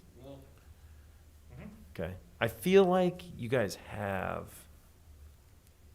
quite a bit of that already, but maybe it's in presentation and and I don't know it off the top of Yeah, my head either. and I think part of it is we understandably, and we felt bad, but we downloaded so much information to you kind of all at the same time, like in mass. And then it was like, oh, and like that's in the resource document. You haven't read it all yet, right? So I think you part gave of us like what we're- 4 days to read all that, so that Yeah, was I plenty. mean, that was plenty, Yeah. right? We're trying not to shame anybody here. So what I hear is we have a little bit more idea on direction and a little bit more on, hey, we really want to know what the baseline has been and what the baseline has been since the beginning and where we are now. So we can kind of tighten that up a little bit and say, okay, here it is, right? And then I think it'll be more powerful when you match that up with the survey process that we're going through. You put those two things together, then very clearly kind of an education digging into the detail process really starts to emerge. And then we'll have the report format that Travis is not going to get credit for over time because I'm going to do all the work on it, that we drop it all into, right? So I think Dave and I are, Yeah, okay. What is we it? can craft this. Okay, good, that's great. I keep bringing this up, I'm a broken record, and I can email Jennifer also, but Dave, I know you have a close relationship with Jennifer at Lakeshore Advantage. Can we at least ask them if they have them and Chamber, if they have any kind of economic data that we can overlay in Sure. from Yeah, 2010 to now? I'm sure that in the last 10 years, that information, from a historical perspective, we can have a sense.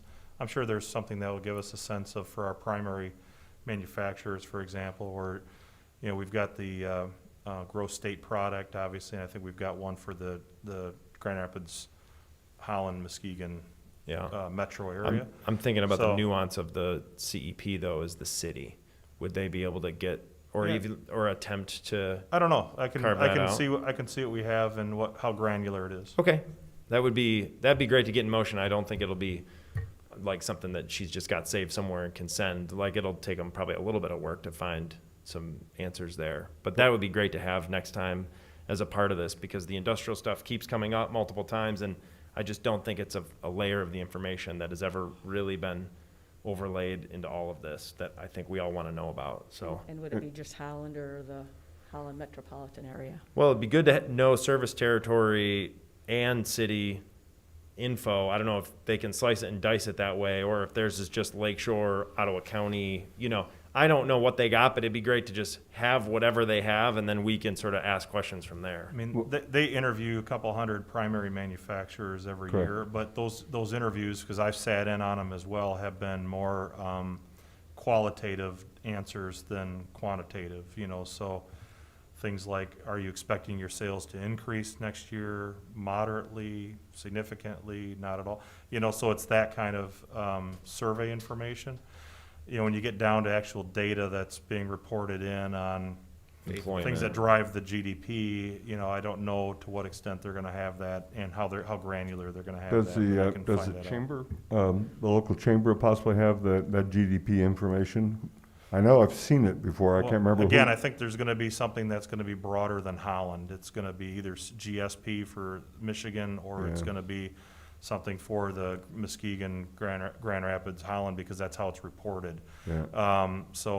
But I don't know. Maybe there's something more there. I can find out. It'd be interesting to see. I don't- Yeah, You and- know of anything additional, Keith? I don't. No, I'm kind of looking at PJ even, because depending on what exactly you're looking for, I think Dave actually has the best information as far as data as to, kind of what's generating their carbon footprint right now. But I get that there's another component that we're trying to mix in. So we'll have that Well, if conversation it's all with per Jennifer. capita, if right now all the metrics are per capita and XYZ company adds 200,000 square feet of manufacturing and it adds a megawatt but only 3 new employees, and those 3 employees don't actually move into town, now you've got increased carbon emissions and no movement on the per capita, and you're getting penalized for business development, which is, like these, I mean, if we're measuring the thing on per capita, then we just, I mean, I know we're not gonna just We're have gonna this be stuff. able to, yeah, we're gonna be able to identify trends. I'm preparing you where my suspicion It's not gonna be is- exact. Yeah, I mean, it's not gonna be as exact as some of the other information that we have. Yeah, and that's okay. I mean, just a general sense, right? Like, is gonna But to be, identify it and name it in the report and say, hey, we identified this as an issue and this is about as good as we, like. right. Back to the achievability of the goals. Exactly. Right? Like, if businesses are projecting to grow tenfold, but a lot of how they do that is automation heavy, and per capita is not projected to grow, we just gotta, I mean, if we're setting goals and making recommendations, this is just a big, especially because we have a heavy industrial community relative to how many people we have live here. It's just a big part of the data. I'm gonna ask maybe, Ann, put her on the spot here, but, sorry. Last couple of years, we've done a cohort of, industrial customers in the area, looking at, a number of different opportunities, kind of trying to help establish or looking at the fact that a lot of low-hanging fruit, has been, dealt with in energy waste reduction programs. What else is available out there? So there's been a group that's been meeting. Some of it is looking at behavioral opportunities as well, but I'm just wondering if we've learned anything, because that's more Semco's been involved in that one too, right? That cohort. So maybe there's something there that we can glean from that may be able to represent within our industrial base what opportunities might be. I don't know. So if you want to, certainly if you want to speak to that. Yeah, sure. That other microphone's cleaner. It's funny. What Dave is referring to is a program called Strategic Energy Management. It's actually a field, a study or methodology, just like total quality management is a methodology. And actually it uses those principles to help industrial companies find low cost, no cost ways to save energy, using employee teams to look at processes and behavior changes. So, for example, they might look at what are their shutdown procedures for the weekend, or what's still running over the weekend, or how are they racking things into their ovens? Could that be more efficient? So Who's cleaning their workstation with the with their air compressor hose instead of a broom? Right. And the first group, we had 8 companies involved in that last year, and on average it was a little over 3% energy savings. I mean, real documented first year energy savings that they got from that. So I think we could look at the final report, and there might be some interesting tidbits in there to help you think of what we might focus on for priorities, because they could apply to other companies readily. We are just starting in on a second cohort group, and quite excited to see how this next round goes. Yeah, and my thought with that, Ann, is perhaps that in addition to the things that they learned in terms of some behavioral or procedural changes to save energy, low cost, that maybe there's data that comes into that cohort that might help us get more granular on the segmentation side of things. So I'm just, I don't know, again, no promises on that, but that might be a source of information that we can help bring back to the group. So, thank you. Good. I would add one request. Maybe if you're going to talk to Jane or Jennifer, Dave, not only should we be concerned about the metric side of that, but I mean, if we really want to produce an all-encompassing report, what they may have more data on is what's the impact of sustainability efforts on attracting employers or businesses to the community. So that might be a variable that we want to include in this. It won't necessarily have a metric ton connection to it, but it certainly would be an important statistic or measure that we would want to reference. Yeah, and I can try to bring some of that back, but I'm gonna also probably encourage, just as you're hoping to, that the business sector, or the economic development group, would be on the list of people that you would wanna talk to probably ask that question directly, but I certainly can explore that, or at least give them a heads up that that'd be a question. Yeah, yeah, I don't think 40 years ago, we fully captured the return on investment of putting snow melt into the downtown from an economic development standpoint. I don't know if someone had a number tied to the ROI of that project, but I'm sure it was low relative to what that's meant for town. And I think that's part of definitely a filter that we have to have as we're writing this report. So I think that's well said. Alrighty, so any other noteworthy items? Otherwise, I just want to make sure that we're all on the same page before we move on. Keith, were you about to say something? Nope, I think you're just wrapping this up, so I'm good. I would say so. We're not only acquiring. Microphone, Nikki, sorry. You're right. I turned it off, so I wouldn't, my remarks. So we're not only acquiring quantifiable data, but we'll also couple that with our visions and our goals for the community that government can set. But we'll, with the segments and the data and all this kind of stuff, we'll put it all together and come up with something doable, or how do you say, deliverable, some deliverables. It's achievable. Yeah. Something Something achievable, that's but I achievable. I Yeah. don't feel we have our vision, our overall goal yet. No. Yeah, I think that's well said. I think so for next time, there'll be the survey that will invite you into, reread the opportunity matrix, reread that initial presentation, and start to write down the questions that you have about the things in the opportunity matrix, how important or not important you think a particular item is, other items that might not be on that list that should be. Think about the stakeholder groups that we want to talk to and how we might engage with them. But then always referencing back to this framework document that we have now, which is, what's our, starting with the landscape, the goals that we have, all of this stuff bleeds together. And so as we come back each meeting,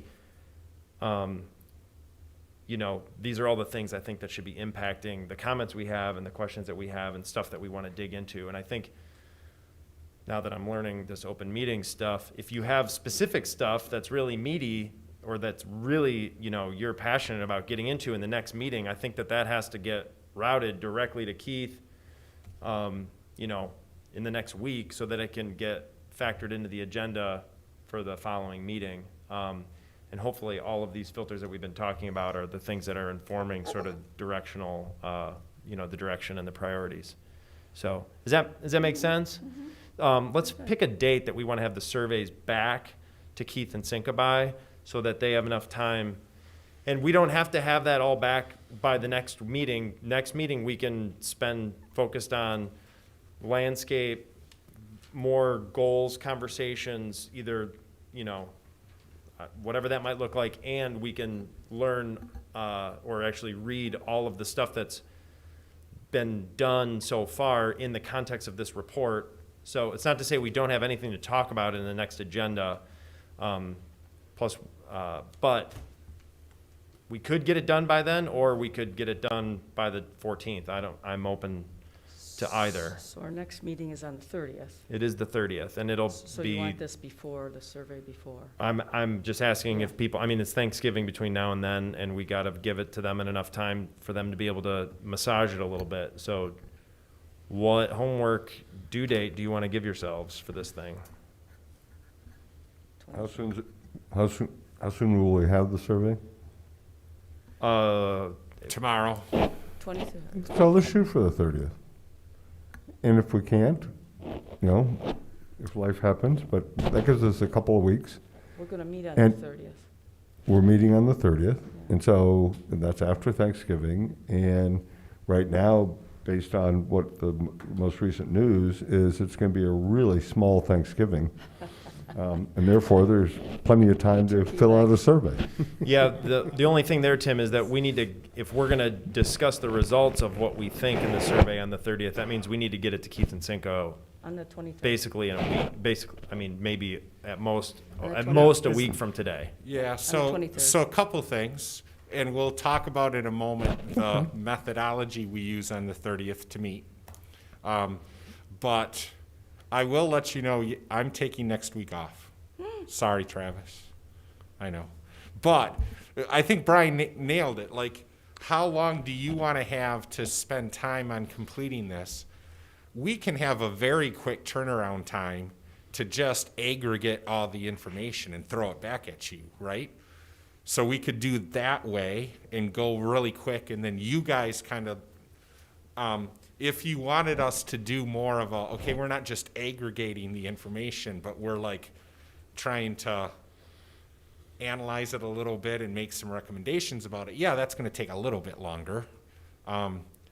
So we can do that a couple different ways depending on, you know, the desire of the committee. But to just send it out and say, hey, we're going to send it out tomorrow, and if everyone can get it back to us by this time next week, next Monday, and then Cinca just aggregates the information and sends to Dave and I, like, hey, this is what it looks like. Does it look good? And then we can put that on the agenda packet.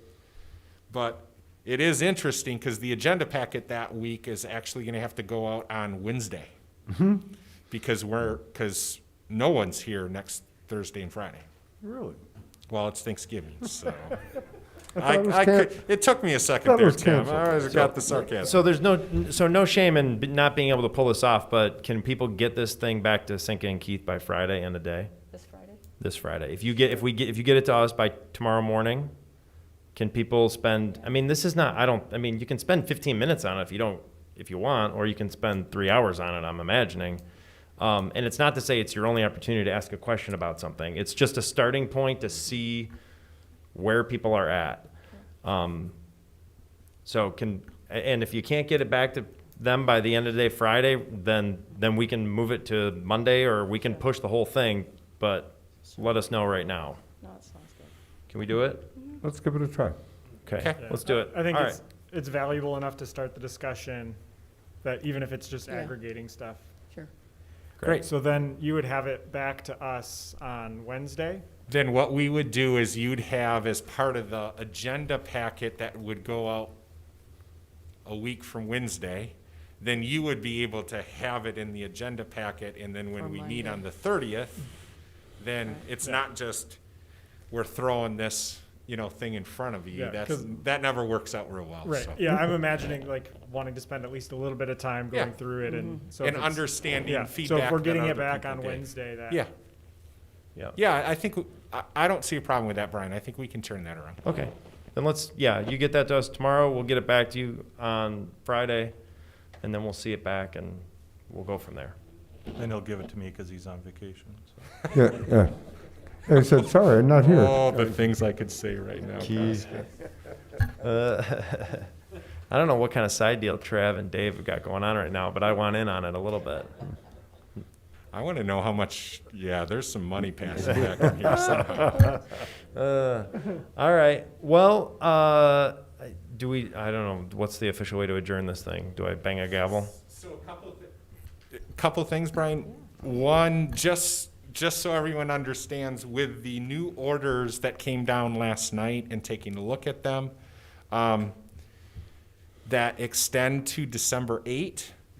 They take effect on Wednesday. But I would really recommend, I don't see a way that falling within those recommendations that you should have an in-person meeting on the 30th. Agreed.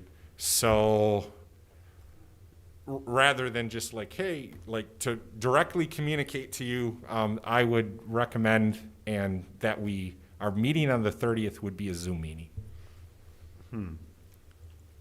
I don't think we really have a choice. I don't think, we're looking at a few things, but I don't think you have a choice. Yeah.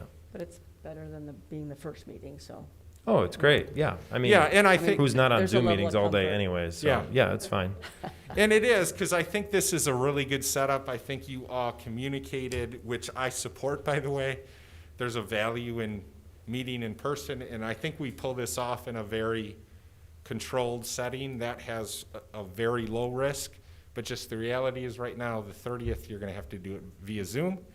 And then hopefully by the 14th, we might be able to be back in this setting. Yeah, don't hold your breath. Yeah. Okay? Okay, cool. So we'll plan on It is Zoom what next it time? is. Yep. Yeah. We've got And then our if you homework. want, we only got 10 minutes, so Dave has some stuff that he can go through on the opportunity matrix, possibly at our next meeting too, so. Yeah, just so, I mean, talking with Travis and Brian a little bit, you know, about the report format, kind of led us to, or led them really to say to us, you know, if you took the opportunity matrix and you laid it into these horizons, into the time horizons, and also if you had something that identified what's currently going on, could you do that? And so we did in response to that, but know that when we talk to you about it, other than the current, which we know is happening, everything else is there to be pushed and pulled and asked questions about, and say, well, let's pull the 3 to 5 year goal up closer, or the 10 to 20 year, activity. Let's look at, could we do something sooner than that? That's all for discussion. Obviously, it would be put out there as a draft. We can have some discussion about that. But again, the idea behind it, just following the concept of the report being a living document, is that would allow us to get to a point then where you would say, yeah, let's start putting those into that time horizon, into the report narrative, and we can work on that as a draft as we're talking about those particular initiatives. And what you'll see when you do see it, I don't know if I should bring it up just so they could see it without even getting into the details of it, but Ted, if you can maybe just, again, won't get into the detail, but just so you get an idea of what it's gonna look like. You're familiar with that first page. Go back to the opportunities again, Ted. So you're familiar with this first page. This is what was sent out to you before. It has everything kind of laid out based upon the area, electric portfolio, building envelope changes, transportation, education, and offsets. And you get into the time horizons, and this is again in response to feedback from, you scroll to the top, please, Ted. You could enlarge it a little bit since we're here, if you would, thank you. So in electric portfolio, for example, I wanted to give you a sense of what's currently happening. We've got construction going on 13.2 megawatts of solar. Right now, the city and BPW have elected to go to 100% renewable energy in 2021 for certain offices. And then we've made elective renewable energy available to our customers and reduced the rate, and we'll be marketing that. And then then you start getting into these other short, intermediate, and long. So, replacing a wind contract that we've got coming up is something that's available to us in the 3 to 5 year basis. We could investigate the viability of a local solar resource here in the 3 to 5 year basis. And then we're building the digester at the water reclamation facility, so there's a combined heat and power unit there. And then at that time, we'd be looking at also increasing the remainder of the water reclamation facility's usage to the electable renewable energy rate there as well. And then this concept of performing a value of solar study to inform the distributed generation policy that we have is something that could be done in the short term as well. You start getting out longer, and then you start talking about the things that were in the opportunity matrix related to decarbonizing our baseload resources. You look at our natural gas, is there a hydrogen option there, nuclear? Those are things in the longer term. But then if you go down, just to give you a landscape on the current again, building consumptions, we've got our residential home energy retrofit program operating and on-bill financing. We've got recommendations pending that Ann reviewed for the commercial and institutional buildings.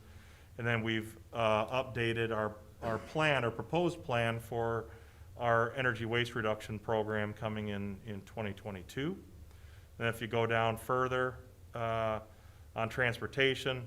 We've got electric vehicle incentives that are currently being offered to residential and commercial customers or users. We've got BPW and the city both adopted the alternative fuel policy for their vehicles and maintenance equipment. And then we've got this proposal that's out there from Ford Mobility, kind of looking at a strategy document around the whole mobility question. So that's kind of in the transportation area on current. And if you go down on offsets, we really haven't done a lot with offsets, but we know that in most plans that we've seen out there where there's a zero carbon target, the offsets are part of that equation. So it's something that we've included as a category. And then we didn't want to exclude education because I think education brings awareness and awareness brings change. So, we've got the 3-year agreement with Outdoor Discovery Network for sustainability education and reporting. And then, pre-COVID anyway, we had Holland Energy Parks Visitor and Education Center that's there. So all those kind of had the current. And then what we'll do, if you click on the current tab, what I try to do with that is to say, okay, if we look at each of those, is there a responsible party? Are there partners that are needed? Can we identify an incremental annual cost for that? Can we get an idea of what kind of carbon is being reduced? So we can get an idea of the cost per ton of those programs, what additional benefits are coming, and then what are the assumptions that went into it. And this is all a work in progress. Yeah. So Could have saved Boyd a ton of pain. yeah. So it's a work in progress. What a So, tease. just to let you know that I'm asking others to vet this as well, and obviously there'll be a lot of questions on the assumptions that go into it. The current is pretty easy to do relatively. The 3 to 5 year and beyond, obviously, there's a lot of speculating, that'll go into if we pursue this, what could we achieve? What could it cost? That's what the work of the steering committees and the tactical action teams are going to have to kind of verify and figure out if they can put that into operation. But we will work on that to try to give some sort of relative scope and expectation to it, I think is something that we can do. But again, the idea, back to the page on the time horizons, none of that is cast in stone. None of that is, that is all for your group to challenge, to wrestle with, to add to, and to push and pull so that, we set the right expectation. Again, that ultimately goes to inform your goals. And if you go down to offsets again, Ted, keeping in mind that whatever we do there, if you look at the intermediate horizon, invest is needed to achieve your target goal for 2030. Invest is needed to achieve so whatever doesn't happen from actual investment can happen through transactional means.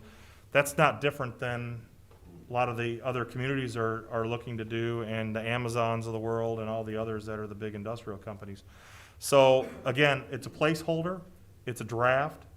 We wanted to just kind of continue to honor the report outline. If you decided to move forward with that being a report outline, how can we start to prepare some information for it? So more to come next time, but that's just to give you a little insight on what we've been working on in response to the leadership's request. So, yeah, that's really. And then that'll And take it's wh- some and it's chunk why- of time next time. Oh, yeah, right? no, that'll So- be really good. And it's primarily Yeah. why Keith works on the rest of it. That's right, so. yeah.